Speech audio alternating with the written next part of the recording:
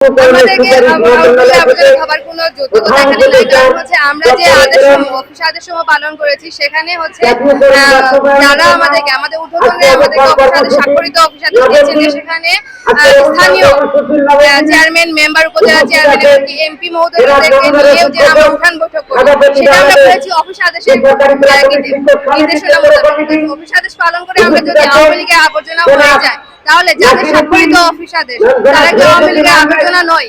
এটা আপনাদের কাছে আমার প্রশ্ন। আমরা আপনার কাছ থেকে জানতে চাই যে এখানে আপনার মোট কতজন পরিবার আছে? এখানে আমরা প্রায় হচ্ছে মানে 1200 প্লাস। আমাদের মোট পদ হচ্ছে 1968 জন পদ শূন্য আছে, কিন্তু বর্তমানে আমরা কর্মরত আছি 1200 প্লাস। আপনাদের এখানকার বর্তমান অবস্থান মোট কতদিন হয়েছে? 42তম দিন। 42তম দিন। আমরা এখানে ঈদও উদযাপন করেছি। উদযাপন না, ঈদ যাপন করেছি, উদযাপন হয় না। আমরা যেমনটা আপনার কাছে জানতে চাই যে এখন পর্যন্ত কি এই 42 দিনে আপনাদের সাথে উপর মহল থেকে কোনো যোগাযোগ করেছে কিনা? গত 19 জন আমাদের মন্ত্রণালয়ের মহিলা ও শিশু বিষয়ক মন্ত্রণালয়ের উপদেষ্টা মহোদয় আমাদের সাথে আলোচনায় বসেছিলেন, কিন্তু আমরা আমাদের দাবি সেখানে পেশ করতে পারিনি। আমাদের দাবি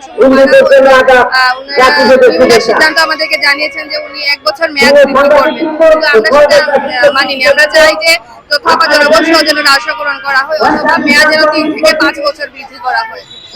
আপনাদের দাবি তিনটি একটু জানাবেন আমাদের। আমাদের প্রথম দফা দাবি হচ্ছে তথ্য প্রকল্পের জনবল সহ রাজস্ব চাই।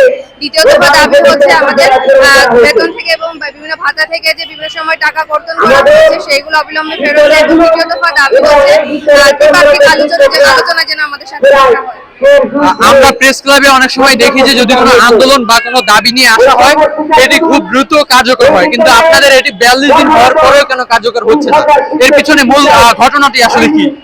এখানে আসলে বৈষম্য, নারীর বৈষম্য, নারীর প্রতি যে বৈষম্য এটা এখানে ফুটে উঠেছে। এই জন্য আমরা আজকে নারী বলে 42তম দিনও আমরা বিচার পাচ্ছি না।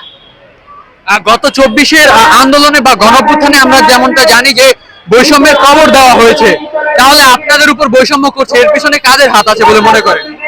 এর পেছনে কাদের হাত?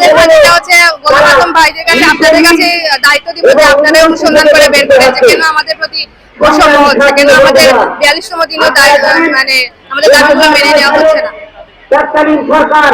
আমরা যেমনটা জানি নারী অধিকার নিয়ে অনেক সংস্থা কাজ করে, সেই কোন সংস্থা কি আপনাদের সাথে এখনো যুক্ত আছে বা হয়েছিল? এর সাথে নারী মুক্তি কেন্দ্র, ওনারা নারীর অধিকার নিয়ে কাজ করে, ওনারা আমাদের সাথে সম্মতি প্রকাশ করেছেন। তাছাড়া আপনারা দেখেছেন এনসিপি সামান্তা আপু এসে আমাদের সাথে সম্মতি প্রকাশ করেছেন। তারপরে এবি গণসংহতি আন্দোলনের প্রধান সমন্বয়ক জুনায়েদ সাকিব ভাই সম্মতি প্রকাশ করেছেন। এবি কমিটির চেয়ারম্যান মঞ্জু ভাই এবং মিস্টার ফুয়াদ ভাই, ওনারা সবাই আমাদের সাথে সম্মতি প্রকাশ করেছেন। আমাদের আন্দোলনের সাথে ওনারা সম্মতি প্রকাশ করেছেন।